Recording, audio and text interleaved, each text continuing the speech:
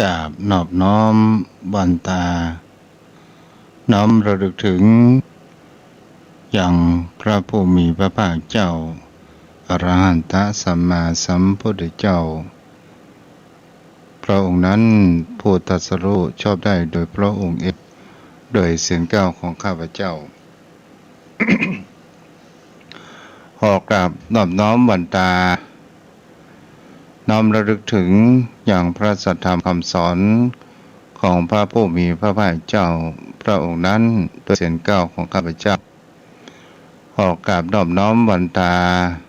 ครั้งที่3น้อมระลึกถึงอย่างพระสงฆ์สาวกขององค์สมเด็จพระผู้มีพระภาคเจ้าและขอถวายความเคารพนอบน้อมใบสามาอย่างครูบาอาจารย์พระเถราเจ้าพระภิกษุสงฆ์สามเณรพระสังฆาธิการสงฆ์สมณศักดิ์พระหานามิกทุกรูปที่เปิดวิทยุรับฟังอยู่ขอเจริญพรกับโยมพ่อโยมแม่ผู้มีบุญทุกท่านที่ติดตามรับฟังธรรมะยามจากตนตัวธรรมภาพพระครูไพศาลสุตกรเจ้าอาวาสวัดทุ่งปากเกร็ดตำบลหนองหานอำเภอสันทรายจังหวัดเชียงใหม่ได้อยู่ในธรรมะยามดึกในรายการวิทยุทางสถานีวิทยุเพื่อการศึกษาพระพุทธศาสนาและวัฒนธรรม 104.5 เมกะเฮิรตซ์ตลอดจนถึงตั้งขึ้นสีขาวที่บันไดก็ริ้งสัญญาณไปด้วยความเมตตาธรรมจากท่านอาจารย์พระครูสมุวิสุวัตรวรกิจโจพระขึ้นสีขาวท่านพระครูอภิวัตรวัฒนวันนี้เราก็มาอยู่กับกันโยมพ่อโยมแม่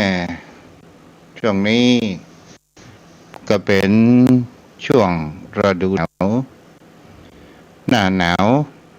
จะคือมันร้อนมันก็คงจะผิดประเภทหน้าหนาวมันก็จำเป็นหนาวก็ขออนุโมทนากับโยมแม่ที่ยังมารับประนอนกันเถอะยังเฝ้าฟังรอทุเจ้าวัดทุ่งปะเก็ดทุเจ้าสันทรายมาอู้มาจ๋ามาอยู่คู่กับกันโยมพ่อโยมแม่นี่ก็เป็นวันที่22แล้วที่22แล้วโยมพ่อโยมแม่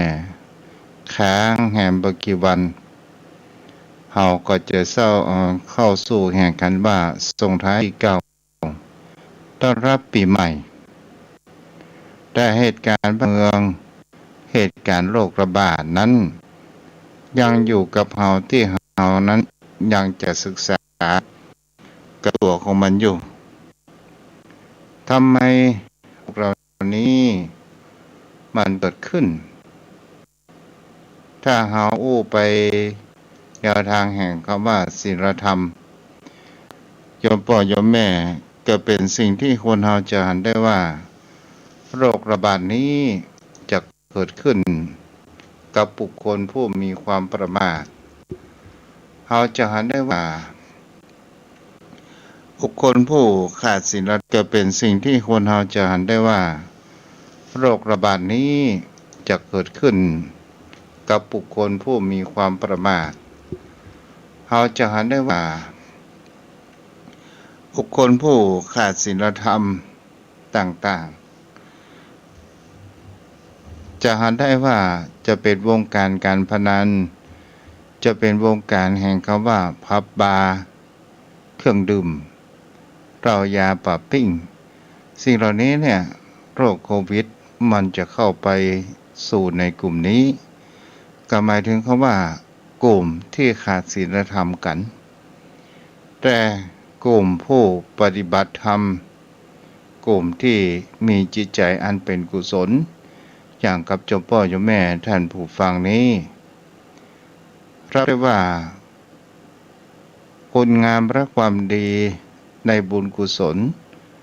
ก็จะปกปักรักษาโยมพ่อโยมแม่ท่านผู้ฟัง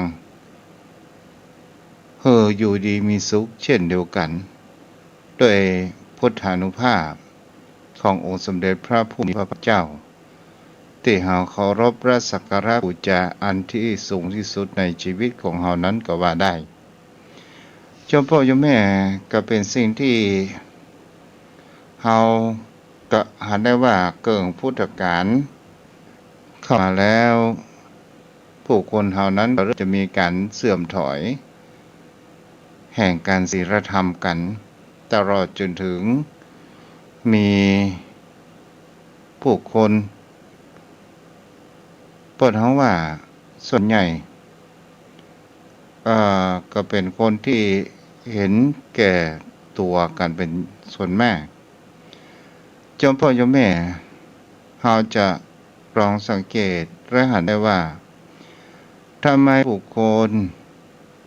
ผู้มีฐานะผู้มียศถาบรรดาศักดิ์ต่างๆและก็มีความรายในอำนาจและก็เป็นผู้มีเงินมีทองแต่มีความประพฤติในทางด้านที่ไม่ดีอันดีก็มีแต่บุคคลที่มีเป็นคนดีแต่มีฐานะอย่างจนอับจนแล้วก็เกิดแห่งความท้อถอยของบุคคลบางคนนั้นก็บอกว่าทำความดีแต่ผู้คนนั้นมหันต์ทำความดีทรัพย์สินเงินทองพอบ่หรอทำความดีทำไมเราถึงอย่างยากจนทำไมเราต้องมีโรคภัยไข้เจ็บอยู่มากมายมาเบียดเบียนถ้าเราไปตามบุพกรรมก็คือบุคคลที่เขามียศถาบรรดาศักดิ์และมีอำนาจมีเงินตาแต่มีความประพฤติเลวนั้นก็เพราะว่าในบุพกรรมในอดีตชาตินั้นคงจะได้สั่งสมบุญกุศลอยู่มากมายแต่เกิดมาในชาตินี้อาจถือว่าเป็นบุคคลผู้มีความประพฤติทางด้านผิดศีลธรรมมันก็จะส่งผลไปถึงในภพภูมิข้างหน้าแต่บุคคลผู้ทำความดีแต่มีฐานะความยากจนก็ถือว่าถ้าเราทำดีแล้วบางครั้งบางคราวสิ่งดีๆนั้นมันอาจจะส่งผลให้เราในชาตินี้ก็ว่าได้บางครั้งบางคนก็ไปท้อถอยในการสร้างความดีสร้างไปเถอะถึงภัยมาหันแต่จิตใจของเราหันเทวดาหันก็เป็นสิ่งที่คนเรานั้นก็ลองคิดพิจารณากันไปโยมพ่อโยมแม่วันนี้ตัวเจ้าก็จะประวัติของพระสาวกขององค์สมเด็จพระผู้มีพระภาคเจ้าสักระยะหนึ่งแล้วก็จะเข้าไปสู่ธรรมโยมพ่อโยมแม่ได้คิดได้อ่านกัน ช่วงนี้หน้าหนาวกะห่มผ้าหนาสร้างความอบอุ่นให้กับร่างกายของตนตัวเราเองก็สร้างพลังแห่งความอบอุ่นแต่เรามีธรรมะแล้วเราจะมีความอบอุ่นเมื่อยิ่งขึ้นจอมพ่อจอมแม่วันนี้ก็จะในเรื่องประวัติของสาวกขององค์สมเด็จพระผู้มีพระภาคเจ้าในประวัติของพระมหากัจจายนะเถระรูปนี้ก็เป็นพระสงฆ์สาวกที่มีสำคัญครั้งพุทธกาลองค์หนึ่งเช่นเดียวกันศรัทธาญาติโยมทั้งหลายสถานะเดิมของพระมหากัจจายนะเดิมทีชื่อว่ากัจจายนะคนทั้งหลายเรียกชื่อตามโคตรหรือว่าเรียกชื่อตามวงตระกูลเรียกว่ากัจจายนะเพราะว่าท่านนั้นมีผิวพรรณเหมือนดังทองคำบิดามารดาก็เลยตั้งชื่อว่ากัจจายนะ ปิดาชื่อว่าวัชพราหมณ์แต่บิดานั้นบ่ได้ปรากฏชื่อแต่เกิดในตระกูลแห่งคำว่าวรรณพราหมณ์ที่เมืองอุชนีแคว้นอวัตตีตระกูลของจานะนี้ก็ได้ศึกษาจบไตรเพศตามลัทธิของพราหมณ์ปิดานั้นได้รับเป็นข้าราชการเป็นปุโรหิตของพระเจ้าจันทโชตเมื่อปิดาถึงแก่กรรมไปแล้วก็ได้รับตำแหน่งเป็นปุโรหิตแทนปิดานั่นเองของพระเจ้าจันทประโชตศรัทธาญาติโยมทั้งหลายเมืองอุเชนีนี้หรือว่าแว่นแคว้นอวันตีเป็นเมืองที่มีความแห้งแล้งและห่างไกลก็ของกันดารเนาะชนบทศรัทธาญาติโยมทั้งหลายเมื่อพระเจ้าจันทประโชตได้รับข่าวว่าได้มีการอุบัติขึ้นของพระพุทธเจ้าจึงได้มอบหมายให้กัจจยนะปุโรหิตนี้พร้อมด้วยผู้ติดตามแหม7 คนไปเข้าเฝ้าพระพุทธเจ้าแล้วเหมือนกับว่าจะไปกราบอาราธนานิมนต์มากับพุทธองค์นั้นได้เตธรรมกับตัวเองพระเจ้าจันทประโชตก็ได้รับสั่งกับกัจจยนะผู้เป็นปุโรหิตนี้ไปเข้าเฝ้าพระพุทธเจ้าที่เมืองสาวัตถีก็คือวัดพระเชตวันแคว้นโกศลนั่นเองเมื่อทางปุโรหิตพร้อมโดยพรรคพวกแหม7 คนเมื่อเข้าไปถึงเมืองสาวัตถีเข้าไปเฝ้าพระพุทธเจ้าที่วัดพระเชตวันการได้ทำจนเกิดแห่งความเริ่อมใสขึ้นและก็ได้ทูลขออุปสมบทกับพระพุทธองค์พระพุทธองค์นั้นก็ได้อุปสมบทให้เป็นเอหิโดยวิธีเอหิภิกขุอุปสัมปทานนั่นเองศรัทธาญาติโยมทั้งหลายเมื่อได้ฟังธรรมเกิดแห่งความเลื่อมใสจนมีความประพฤติปฏิบัติและได้บรรลุเป็นพระอรหันต์ถึง7 คนนั่นเองกลายเป็นพระมหากัจจยนะงานประกาศศาสนาวันหนึ่งท่านนั้นได้กราบอาราธนาพระพุทธองค์เสด็จไปโปรดพระเจ้าจันทประโชตที่เมืองอุเชนีของพระก่อนเขาว่าของบ้านของตัวเองพระองค์นั้นก็ได้มอบหมายให้กับพระภิกษุแหม7 รูปไปเป็นตัวแทนของพระพุทธองค์เมื่อไปถึงเมืองอุเชนีแล้วได้แสดงธรรมโปรดพระราชาและบริวารทั้งหลายของพระเจ้าจันทประโชตเมื่อพระราชาได้รับฟังประวัติได้รับฟังแห่งธรรมเกิดความเลื่อมใสในพระรัตนตรัยมีเกิดความเลื่อมใสในธรรมขององค์สมเด็จ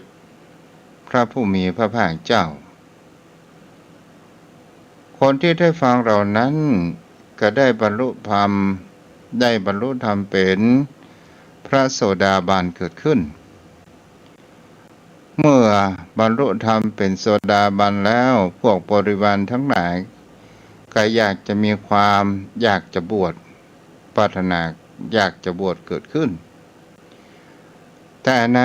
เมื่อก่อนการอุปสมบทนั้นก็จะต้องมี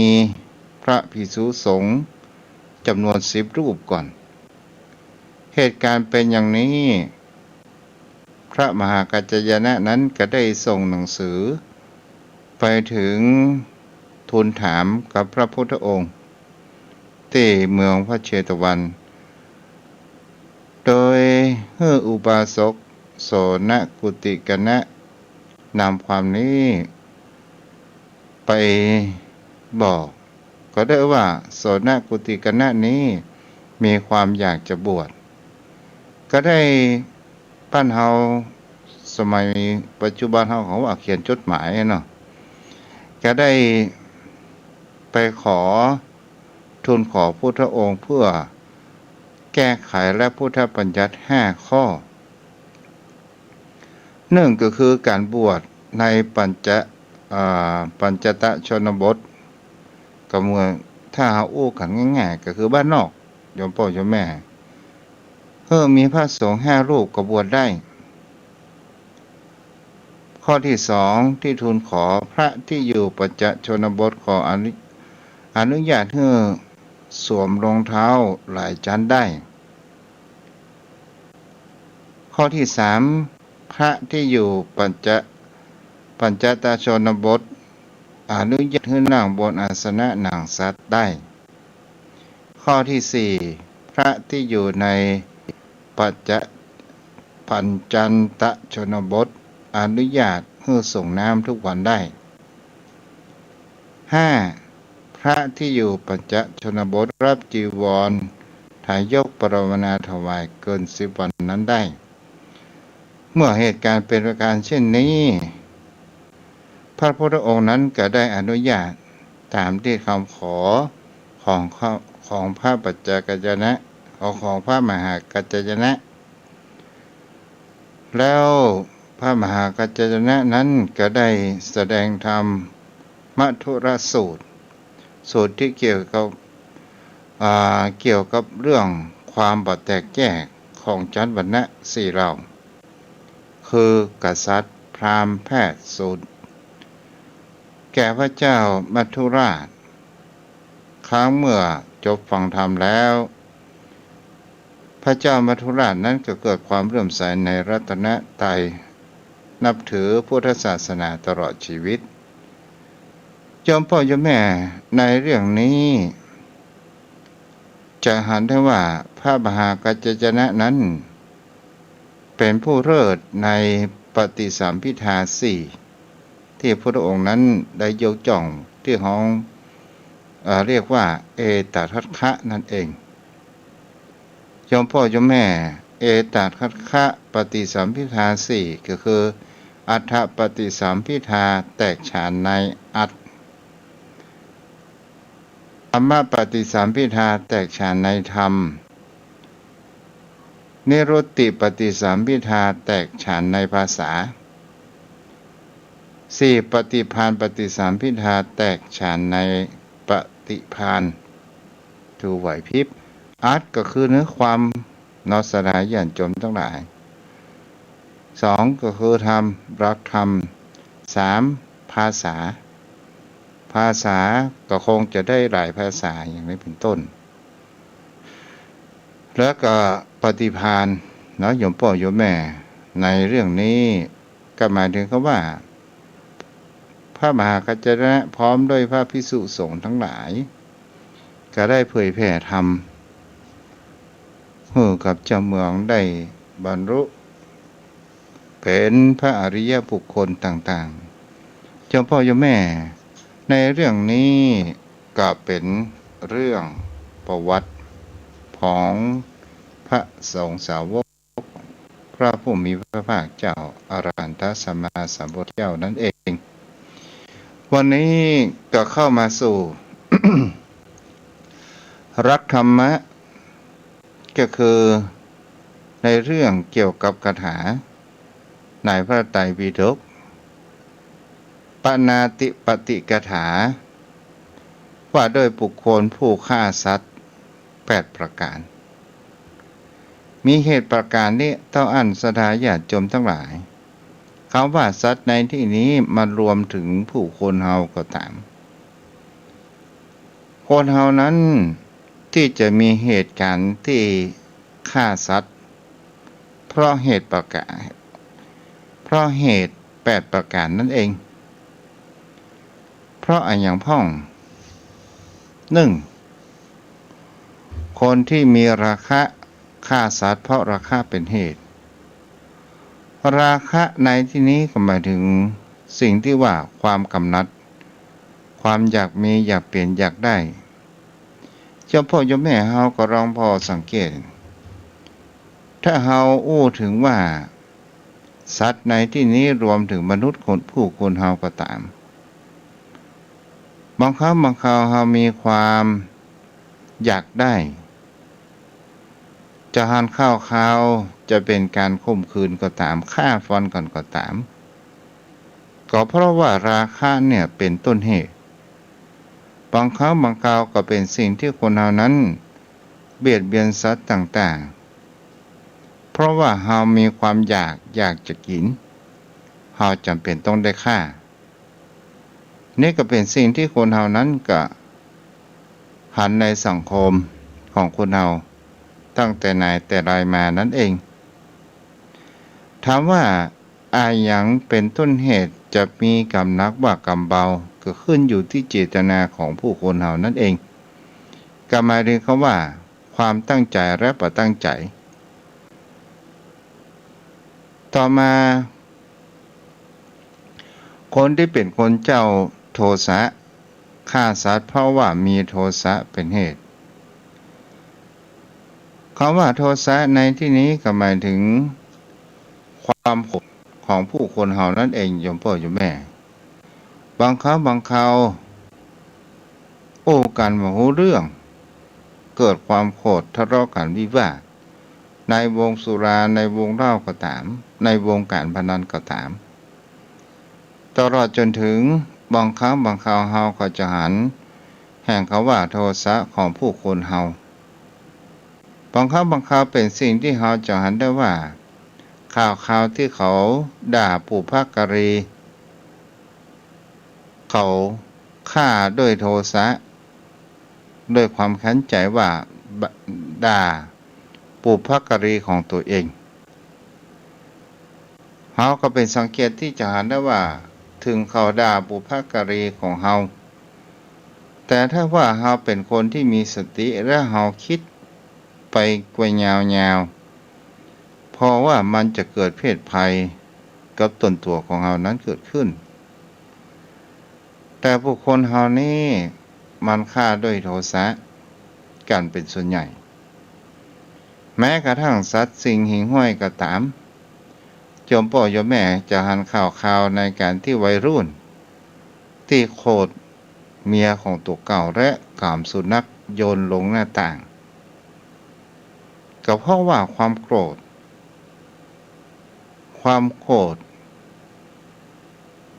เป็นสิ่งที่คนเฮานั้นน่ากลัวมากที่สุดตัวโทสะความโกรธนี่ก่อให้เกิดแห่งความว่าขาดสติเมื่อขาดสติแล้ว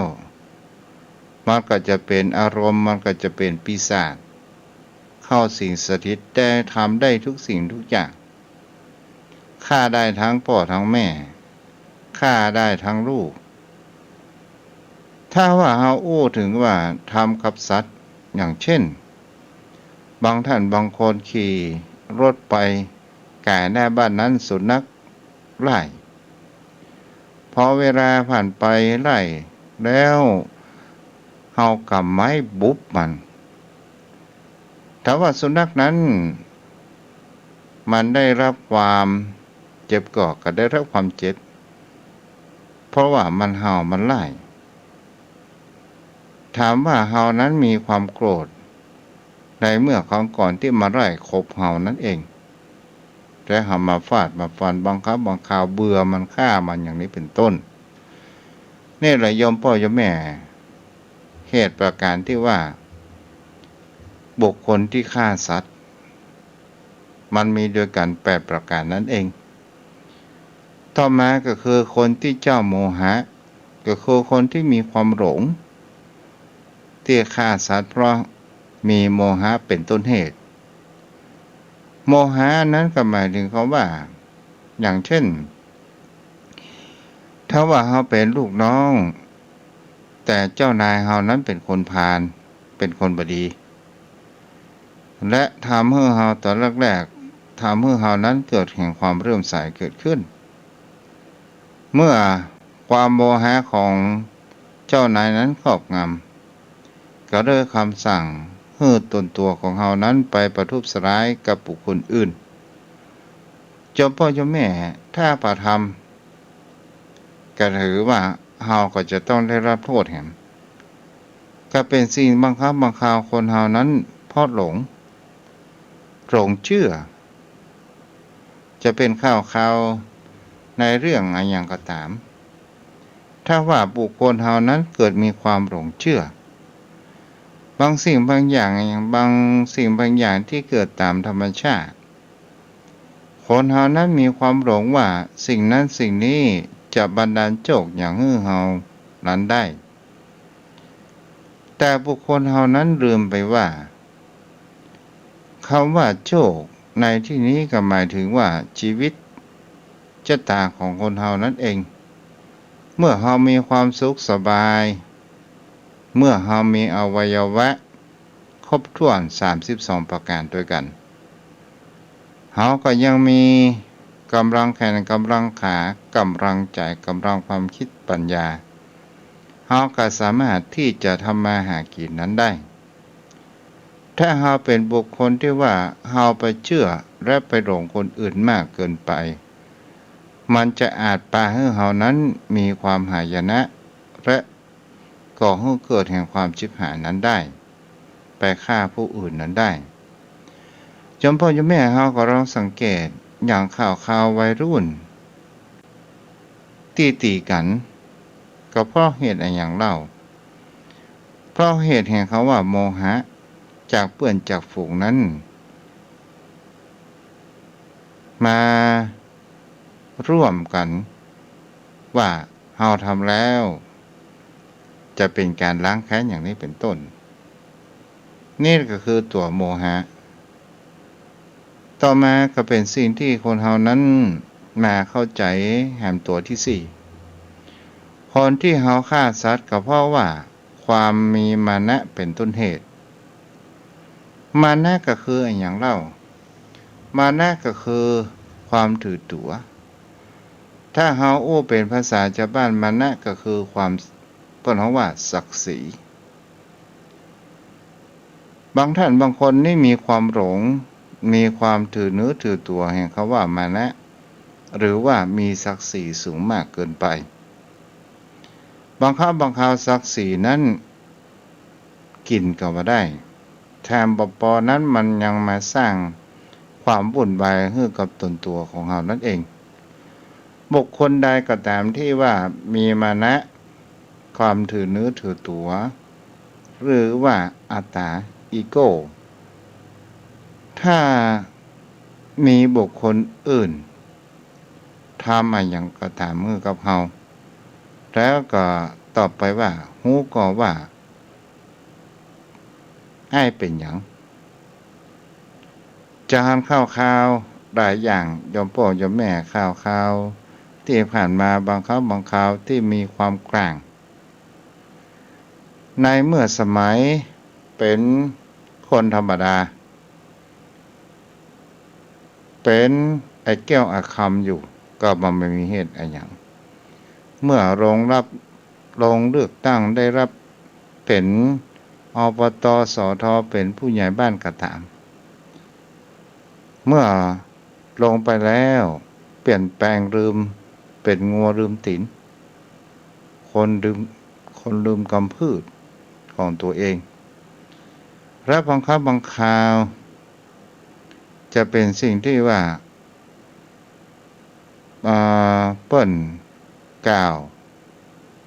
ว่าอย่างอันบดีนี่เป็นลูกพ่อหลวงนะหลานพ่อหลวงอย่างนี้เป็นต้น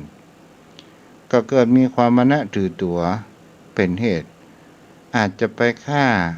ประทุษร้ายบุคคลอื่นนั้นก็ได้ต่อมาคือประการที่ห้า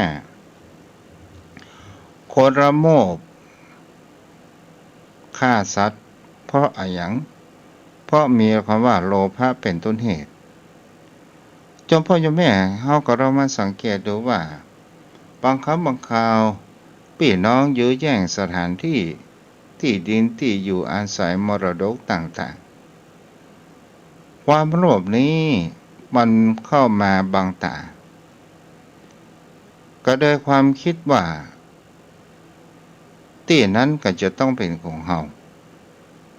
โดยการรวบเอาที่แดนต่างๆจำพ่อจำแม่บางครั้งบางคราวก็เป็นสิ่งที่เห็นได้ว่าในเมื่อมามีไอ้น้องเสร็จแล้วที่ดินนี้ก็จะต้องเป็นของอ้ายอาจจะเกิดเหตุการณ์ว่ารับรอบยิงจ้างมือปืนมายิงอย่างนี้เป็นต้นเพราะความโลภบางสิ่งบางอย่างโยมพ่อโยมแม่ก็เป็นสิ่งที่คนเฮานั้นลองคิดพิจารณาดูว่าความโลภเนี่ยมันทำให้เฮานั้นมีความชิบหายเกิดขึ้นจนเกิดแห่งความแตกแยกกันต่างๆนานาเพราะว่าความโลภนั้นเป็นต้นเหตุความโลภอยากได้เพิ่มขึ้นและเมื่อเฮาบัดได้มาเฮาเกิดความแค้นและเฮาอยากจะกระทำเมื่อเกิดความแค้นความอิจฉาเกิดขึ้นเฮาอยากกระทำฆ่าปิดชีวิตของเขาหรืออย่างถ้าว่าเป็นสัตว์อย่างกับโรงงานเพราะว่าอยากได้เงินได้ทองจึงฆ่าไก่นี่แหละโยมพ่อโยมแม่ก็เป็นสิ่งที่เราจะได้ว่าความโลภเป็นต้นเหตุต่อมาก็คือคนที่บ่มีอย่างฆ่าสัตว์เพื่อประโยชน์แก่ชีวิต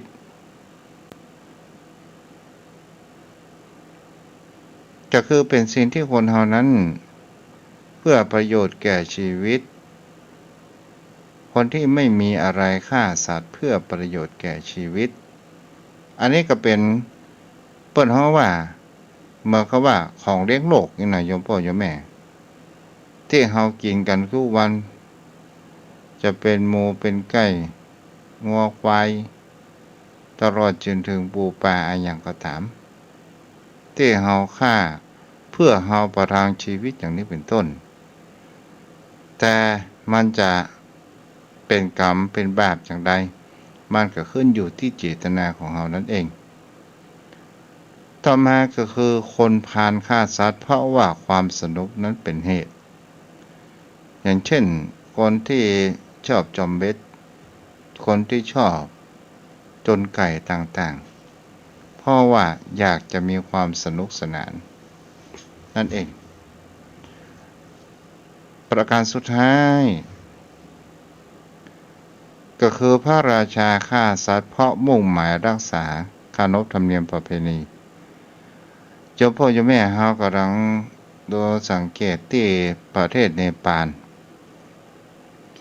มีการฆ่าสัตว์บูชายันเพราะว่าเป็นขนบธรรมเนียมประเพณีของเขาและเฮาก็จะหันภัยพิบัติเกิดขึ้นแผ่นดินไหวเมื่อข่าว2-3 ปีก่อนที่ผ่านมานี่แหละโยมพ่อโยมแม่ก็เป็นสิ่งที่คนเฮานั้นจะหันได้ว่านี้ก็คือเป็นต้นเหตุเป็นสาเหตุแห่งการที่ทำให้เฮานั้นฆ่าสัตว์แต่จะมีเจตนาแรงขนาดไหนมันก็ขึ้นอยู่ที่เขาว่าตั้งใจมากน้อยขนาดไหนนั่นเองต้นเหตุมี8ประการเหตุที่เฮาฆ่าสัตว์ก็1ก็คือราคะ2ก็คือโทสะ3ก็คือโมหะ4ก็คือมานะความถือเนื้อถือตัวหรือว่าศักดิ์ศรี5ก็คือโลภะ6ก็คือเพื่อชีวิตของผู้คนเฮา7ก็คือเงียบไปด้วยความสนุกสนาน8ก็คือของพระราชาไปตามขนบธรรมเนียมประเพณีรักษาขนบธรรมเนียมประเพณีอย่างนี้เป็นต้น เจ้าพ่อเจ้าแม่ก็เป็นสิ่งที่คนเรานั้นก็ลองสังเกตดูว่าเนี่ยแหละเป็นสาเหตุที่ทำให้คนเรานั้นต้องฆ่าสัตว์อย่างนี้เป็นต้นเนาะเจ้าพ่อเจ้าแม่ถามว่าไปแล้วก็คือมันก็หมายถึงบุคคลผู้บ่รักษาศีลข้อหนึ่งนั่นเองศีลนี้เป็นสิ่งที่สำคัญมากที่สุดโยมพ่อโยมแม่ถ้าเฮาบ่มีปัจจัยเงินทองอะไรอย่างสักอย่างเฮาเป็นคนมีฐานะต้อยต่ำบ่มีเงินบ่มีทองหาเจ้ากินข้าวประทังชีวิตไปวันๆแต่ถ้าว่าเฮารักษาศีลเนี่ยมันก็คือการทำบุญก็จะทำให้เฮานั้นมีสิ่งดีๆเข้ามาในชีวิตตนตัวของเฮานั่นเองศีลก็ตึงแปลว่าความสงบศีลก็แปลถึงคำว่าก่อให้เกิดแห่งคำว่าโภคทรัพย์นิพพานสมบัติสุขสมบัติเกิดขึ้นแต่ผู้คนเฮานั้นถือว่าเป็นเรื่องล้าสมัยเป็นเรื่องด้วยค่าบางสิ่งบางอย่างโยมพ่อโยมแม่อย่างครับว่าคนเฮามีราคาฆ่าสัตว์อย่างเช่นฆ่าสัตว์ใหญ่จะเป็นช้างก็ตามจะเป็นงัวเป็นควายหรือเป็นเสืออะไรอย่างก็ตามเพราะว่ามีราคาก็คือความที่เฮานั้นอยากจะได้ตลอดจนถึงราคะในการที่ว่าความกำนัดหันเมียบุคคลอื่นอยากจะได้มาเป็นของตัวเองก็เลยไปฆ่าผัวของเขาเสียและเอาเมียของเปิ้นมาเป็นของตัวตลอดจนถึงหรือว่าเปิ้นมีแฟนอยู่แล้วแต่เฮานั้นเป็นคนมีสตุ้งสตางค์อาจจะไปจ้างให้คนอุ้มมาเป็นของตัวเก่าแล้วฆ่าเสียอย่างนี้เป็นต้นโยมพ่อโยมแม่ก็ลองคิดพิจารณาไปดูว่าบางครั้งบางคราวก็เป็นความโกรธไปต่างๆนานาเนาะโยมพ่อโยมแม่ธรรมะในคืนนี้กลับมาพอสมควรแก่เวลาอนุโมทนากับโยมแม่อ๋อยแม่อรพินอมรมนตรีรับฟังอยู่เจ้าเนาะแล้วโยมบัวจันทร์รับฟังอยู่อนุโมทนาเด้อตะกี้ท่านอาจารย์เจ้าคุณครูพระสุวรรณเมธีครูบาอาจารย์ของอาตมาเองเนาะก็ได้ยินเปิ้นฟังโทรมาโอ้เป็นดิ่งหวนดิ่งงันเอาละโยมพ่อโยมแม่ค่ำคืนนี้อากาศก็หนาวเย็นนอนห่มผ้าหนาๆเด้อนอนผ้าห่มหนานะต่อไปเราก็มาอู้จากันเนาะทางโทรศัพท์ที่เบอร์โทร0631639950 0631639950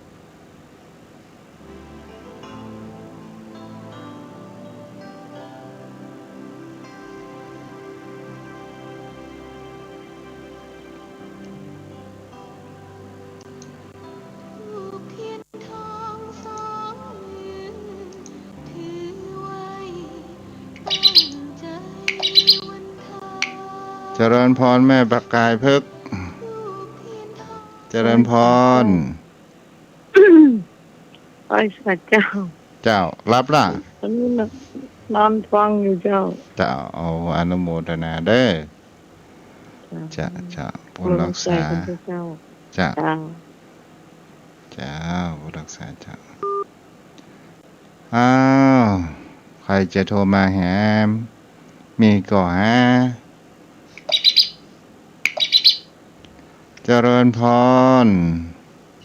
เจ้าจะรับภาษาเจ้าขอบคุณเจ้า จะแม่ฟังที่ไหน แม่อยู่ทางแก่ซ่อนนะเจ้าอำเภอเมืองปานเจ้า โอ้ ฟังอยู่ตลอดเนาะตัวจำได้ละเจ้าแม่ฟังเมื่อกี้ฟังให้คำเจ้าคุณชวนแล้วแม่จีแม่ก็เลยไหลมานี่เจ้าอาจจะไม่ชอบฟังเด้อธรรมะนี่นะฟังแล้วมันจุกอกสุขใจดีเจ้าเจ้าดีละเอาได้ปัญญาตัวนี้แม่เนาะเจ้าฟังแล้วมันตึงมีอย่างสุขเต่าเจ้าเจ้าดีละดีละนอนห่มผ้าน่ะได้แม่เด้อเจ้าจ้าท่านพระคุณเจ้าก็เหมือนกัน เจ้า รักษาตัวด้วยเจ้าเจ้าผู้รักษาเลิกแล้ว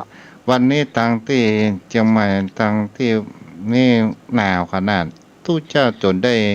ห่มผ้านวมอาบน้ำนะ อันนี้มาขับตอนได้เจ้ามาเจ้ามันได้แล้วนะเจ้าจ้าผู้รักษาเจ้าเจ้าอ้าวโทรมาได้เด้อ101ของไผโทรมาใหม่เนาะ0631639950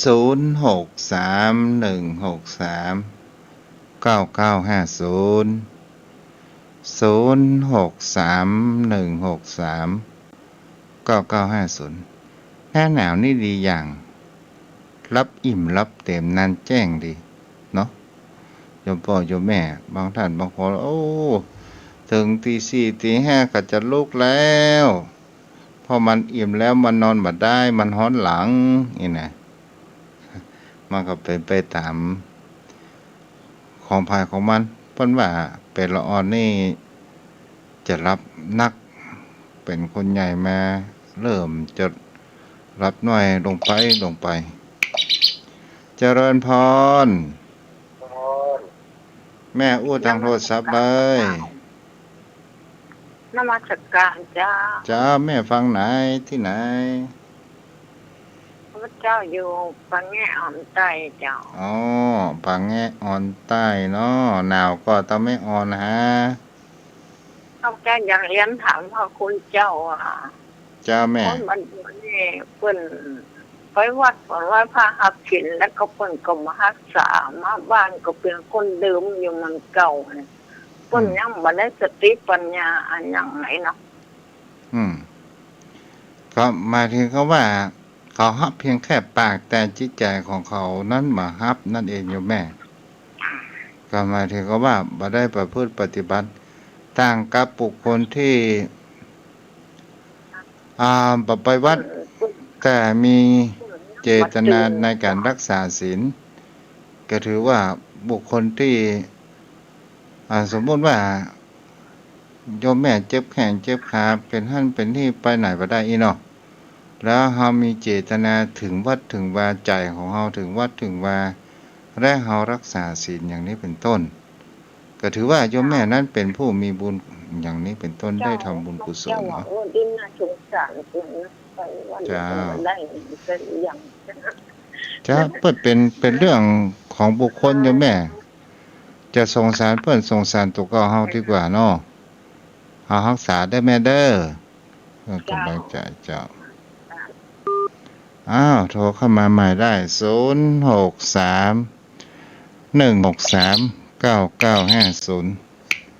เจริญพรนึกว่านอนหลับละก้ายน่ะไหว้สาเจ้าฟังท่านเจ้าคุณมันรับปีสะดุ้งตื่นจับท่านพระครูเทศพอดีบ่ได้เทศถ้าเทศต้องมีการบรรยายแต่บรรยายเนาะบรรยายถ้าใต้หนาวนึงขนาดนั้นตุ้มผ่านนวมอาบน้ำกันกะต้องปะเกตอันน่ะไก่แม่โอ้น่ะตั้งปลานี่บ่ตั้งปลานี่บ่มีเน้อตั้งปลานี่อาบน้ำอุ่นว่ายังดีกะหน้านี้ดูต่างฟังธรรมบ่ได้ไปไหนแม่นอันลุงตีอันแม่จังฝากซองไปทำบุญนั่นนะเปิ้นก็อยู่ระหว่า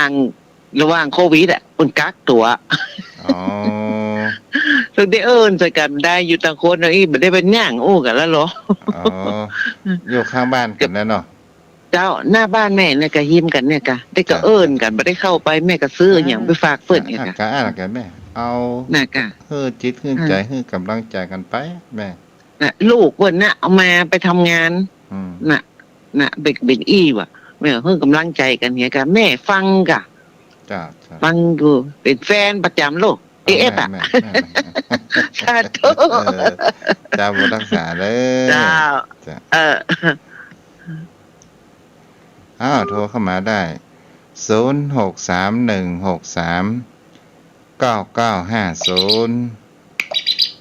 เจริญพ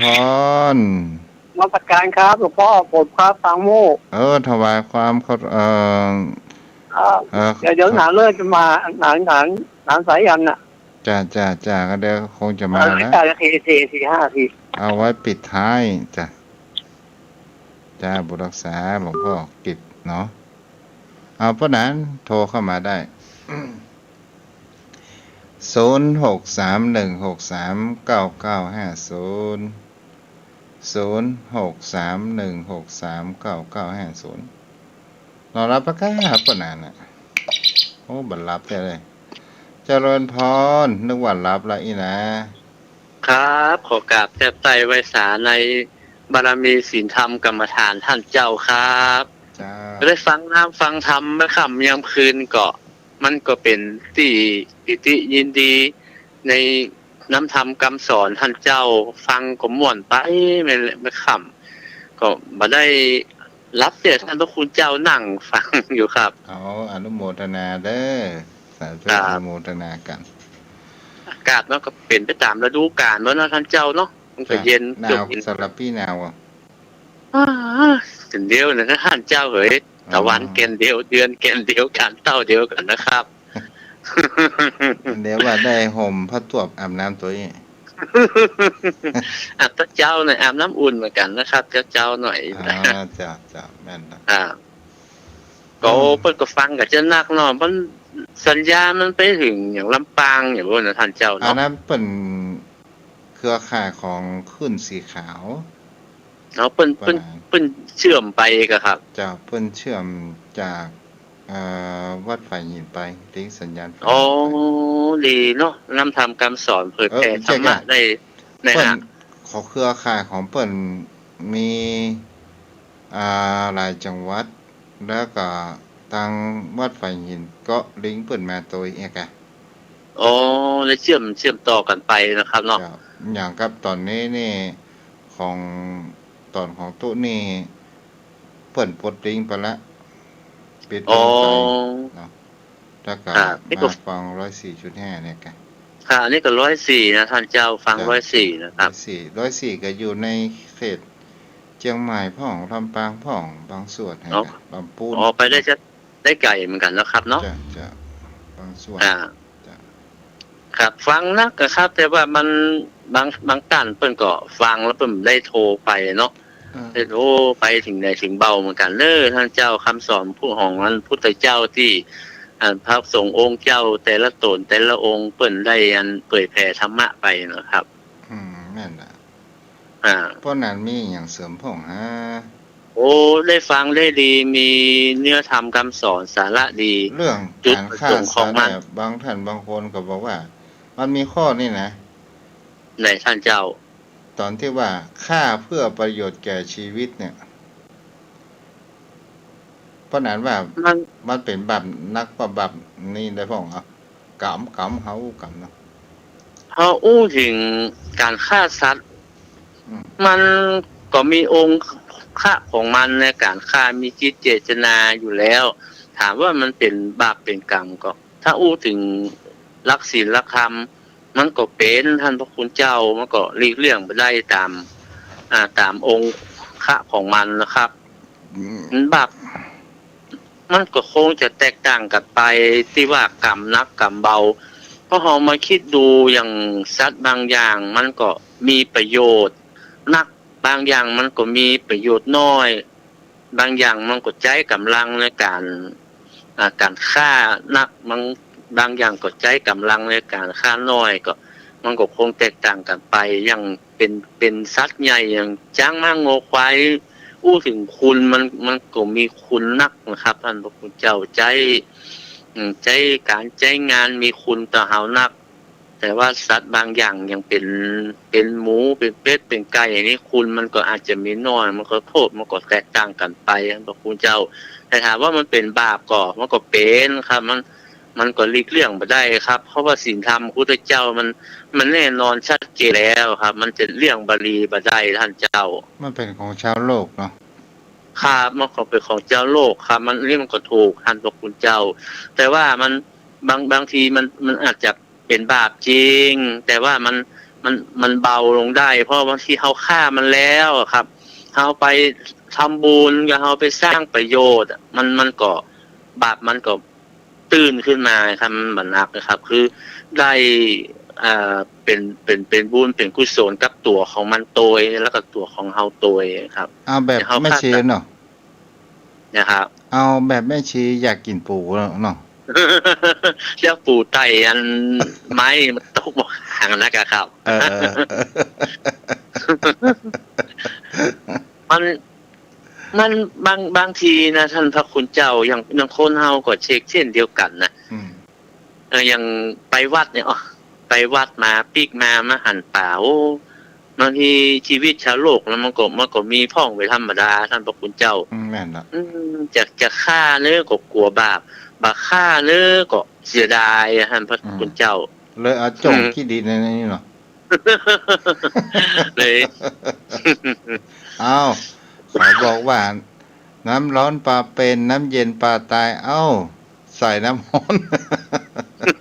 ใส่น้ำร้อนให้ป่าเป็นนะท่านพระคุณเจ้า มันอย่างเขาฆ่ามันเขาอยากได้บุญได้กุศลเพิ่มเติมอติตื้นขึ้นมาก็นำไปถวายเปิ้นกาไปแบ่งไปปัน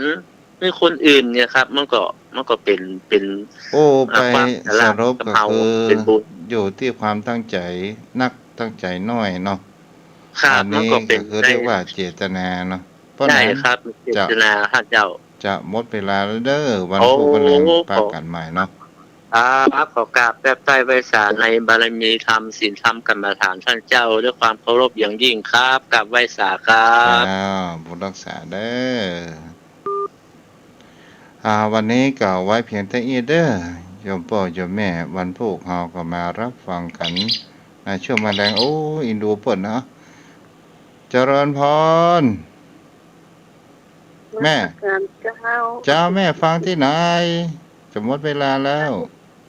แม่ลิ้มเจ้า โอ้แม่ลิมอนุโมทนาบุญเด้อแม่เด้อ เจ้า เจ้าบุญรักษาเด้อ เจ้า วันผูกมันแรงเนาะฟังกันใหม่เจ้า